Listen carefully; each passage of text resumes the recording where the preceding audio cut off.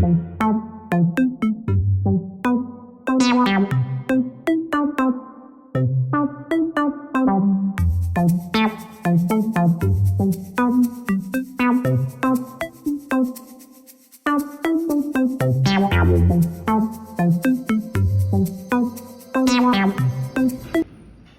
everyone. I am KLowInspires. I am the Community Member Engagement Manager at Thrive Support Services. I am here to talk to you today about how I made it over. Everybody close your eyes. Stop and imagine the worst day of your life. Do you have it in your mind? Now open your eyes. Congratulations, you are still here. I'm going to tell you how I made it over. But first, let me tell you how I got here. I wasn't loved the way I needed to be loved growing up by the people I felt should have loved me the most. Throughout my life, when I was presented with what I thought was love, I allowed myself to be put into negative and unsafe situations. I slept with men that I know didn't deserve a second of my time. I went places and I trusted people that I knew weren't trustworthy. I believed the lies they told me because, yes, I knew they were lies, but I chose to overlook them. Why? Because they loved me, right? Because they were my friends. Not really thinking that if they were my friends and they loved me, they wouldn't have lied in the first place.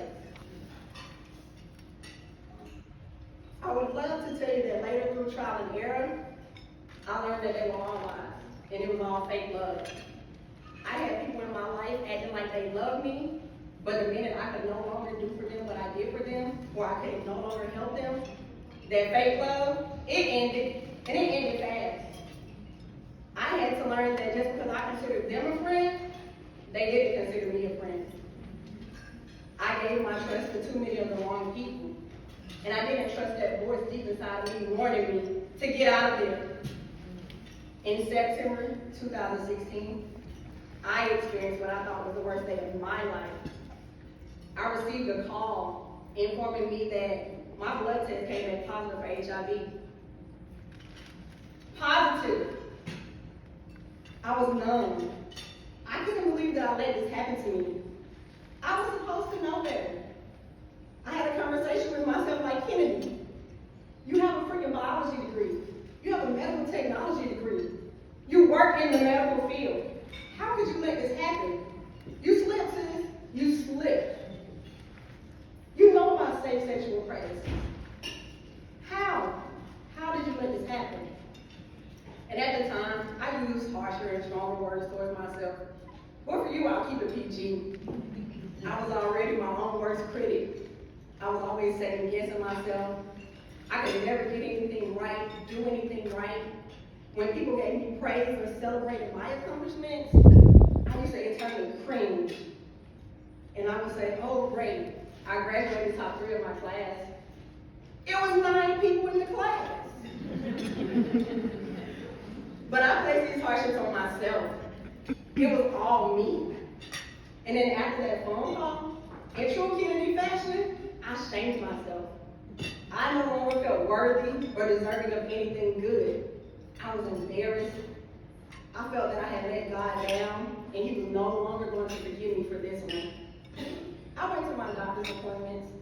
I took my medicine daily because I had a reason to fight. But on the other hand, I also felt like I didn't deserve to be here anymore. I sunk to the bottom of the deepest, darkest pit. I was crying all the time. I wasn't sleeping. I could not hold down food. I couldn't eat anything even when I was craving food. I had lost so much weight, it was scary. People were constantly asking me, how are you losing the weight? And I would answer, it's stress. Because the space that I was in my head, I didn't even notice that I was losing the weight. And at the beginning of my journey, I informed 2 of my sisters. I needed someone to know that in case I got sick or hospitalized, what was going on in my life. They were there, they were the strength I needed. They gave me their prayers and they prayed for me when I felt like my prayers weren't reaching God's ears. Sometimes I put my thoughts out of my head to paper just to clear my head. But I got to a point in my life where I felt like I was placing too many burdens on my sisters. And I sought counseling. And those queens, they told me, that's what family is for. That's what we're here for. And they didn't mind me standing with me in those moments when I cried, or those days I couldn't sleep. They didn't mind talking to me and being there for me. And it took me a lot of courage to admit to myself that I needed help. And I told myself that if this help had to come in the form of medication, I would take it. Dr. S was a godsend. My first therapist, I loved him. He was just what I needed to help me get my life back on track and to start existing and living every day. A few months after being in his care, Dr. S passed. I was glad to have him in my life, and I was glad that 2 months before he passed, he told me, you have come a long way since being under my care, and that he was very proud of me. He brightened up my day. And along with Dr. S, I had Brother Jones. She took me under her wing, and she made sure that I knew that there was light at the end of this tunnel. She got me involved in the local HIV community. I was loving the work that I was doing. I was meeting and making a whole new family. And even while doing this work, I still battled those dark times. I was referred to another therapist, and I loved that queen. She incorporated prayer and scripture into our sessions, and in those times when I felt like God wasn't hearing my prayers, it worked because she was there to help lead me and guide me, to give me those scriptures that showed me just what I needed in those moments. Now let me tell you how I made it over. HIV saved my life. I said it. HIV saved my life. I was not living before HIV. I found purpose in my HIV community. I have always loved helping others, no matter if it was to teach someone something at a job, to teach someone something new that they didn't know that I knew, or to help someone reach their personal goal. I thrive through service. The audience and participation at these HIV community events I was going to, they lacked young black and brown women like me. And I wanted to get involved to find, where are my sisters?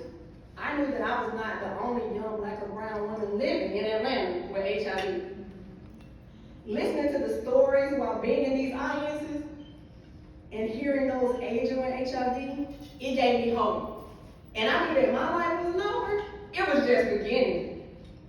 Hearing someone stand up and say that HIV, it's been living with me for 10 years. Or someone else stand up and saying, I am a 25-year survivor. It gave me hope, it gave me life. And it gave me the fuel to fight and stand in the spaces that my sisters couldn't stand in because they were in their pit that I had started out in when I was first diagnosed.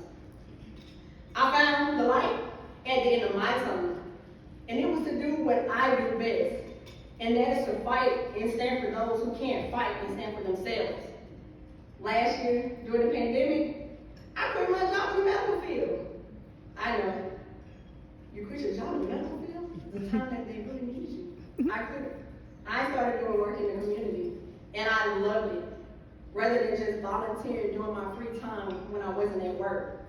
This was the joy that I prayed for during those dark moments when I was trying to climb up out of that pit. My name is being mentioned in plenty of places that I have yet to dream of.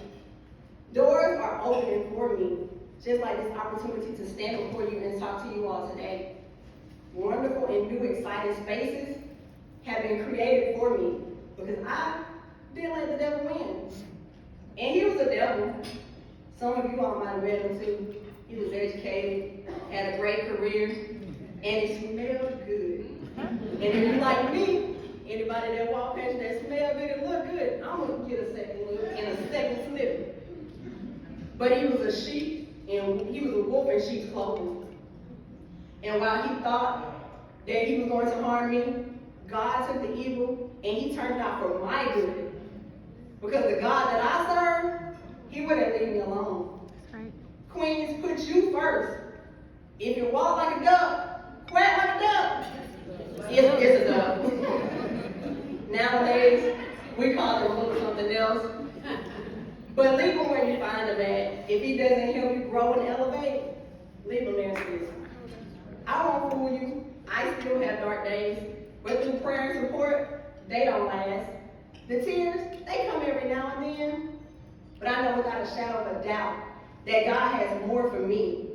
My story is nowhere near the end. I am loving the work that I am doing and the people that I am doing it with. People doubted me. They still could not believe that I gave up a medical job to go work for a nonprofit. But HIV taught me to live for me. I have learned to stop and enjoy the moment. Watch the birds, smell the flowers. I am still working on the same no part, but I'm a lot better than when I was before HIV. I used to put everyone first before Kennedy. I'm sure some of you can relate to some of the things I have mentioned here today. It's okay if you're still in that fighting stage, Queen. You will make it out. I made it over through prayer, self-love, a praying family, doing the hard self-work, and a wonderful supportive network of family and friends. It's cliche, but don't put off toward tomorrow what you can change today. Now, if you'll stand with me for a moment, just stand.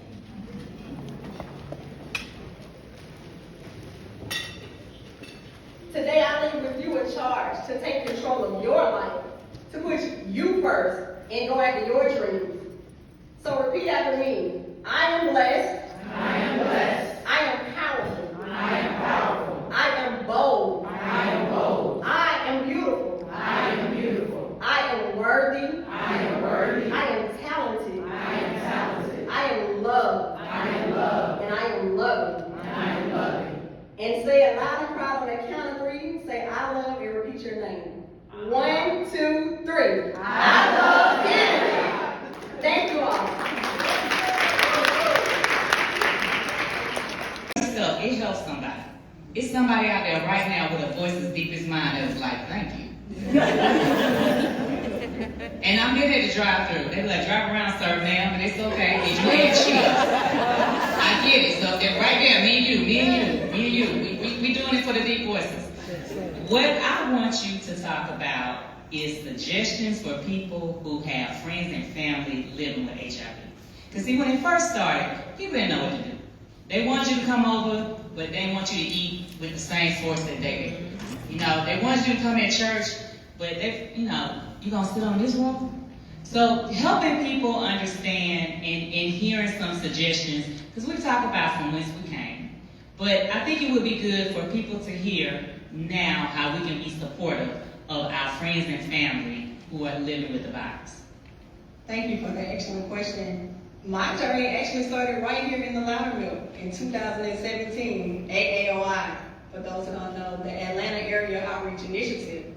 And once again, I say, Fred was like, we have this event, you should come. And it's normally every February, COVID kind of has stagnant.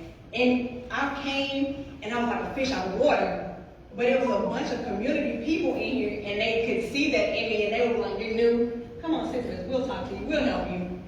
And the more I got in spaces like this and was being educated, because there were people as beef representatives, Gilead representatives, and they were explaining things to me about adherence, prevention, take my medicine on time at the right time every day. If my medicine said eat with it, girl, you better eat some crackers or cookies, soup, something, you better eat with it, okay? So it was me learning these things for myself first to empower me. And then I started bringing family and friends. I got a nice table of supporters right there. They came out to support me. Way out there.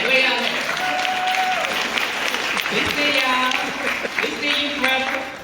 And it's things like that I bring them to the spaces. I might send you, I got 3 events all lined up for this weekend. And I'm sending you all 3 events. If you can't make all 3, guess what? At least make 1 to 2. In my circle, they do. And they go in and they have these conversations with their friends and their family. You know, I had a friend tell me that they told someone that I have a friend living with HIV and she's doing good. And they're like, you think you should be around them?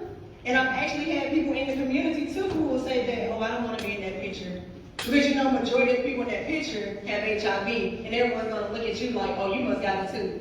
And that's where you take that opportunity to you educate them. Why is me being in a picture with them just because they have HIV has to say that I have HIV? And what is it about HIV? You catching COVID faster than you catching HIV, but you're not scared of COVID. As Ms. Michelle just said, you getting tested for HIV, but you still out here having raw dog sex and you're not getting tested for chlamydia. I worked in the medical field. The numbers are high. They're still going, guess what, through COVID. So you're scared of COVID, but you're not scared of chlamydia. You're not scared of gonorrhea. So it's that you coming to these things and having the conversations. And guess what? Next year ain't no out, we should be in a big, next year ain't home, we should be in a bigger area. Because everybody in here should bring a friend. My favorite thing will tell you, I'm the one that's gonna talk about sex, because I'm gonna tell you that you all doing it, we all wrong. Why you can't have the conversation? Make it normalized and make it a place at the table. That way people feel comfortable to ask you a question. I feel good when I have people who could be my grandmother or mother coming and asking me sexual questions of where to go and they need help. If you put yourself out there in these places, we can destigmatize HIV. We can destigmatize a lot of things. And as Michelle said, sisterhood. You helping your sister. Because guess what? She might have been having a bad time sexually or something and she didn't know who to talk to or was embarrassed. But you just gave her the door open to come talk to you. Hey, sis, let me tell you what I got to work with that girl. I got something that can help you with that girl. You're going to be fine. Making these conversations normalized. Thanks.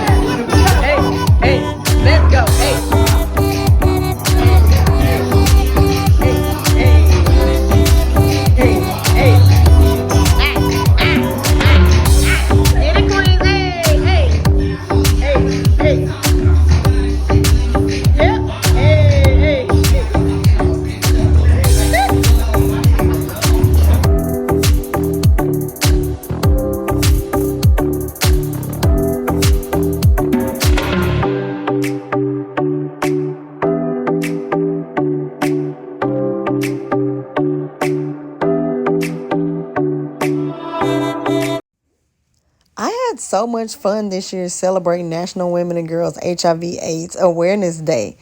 I can't wait to do it all again next year, bigger and better.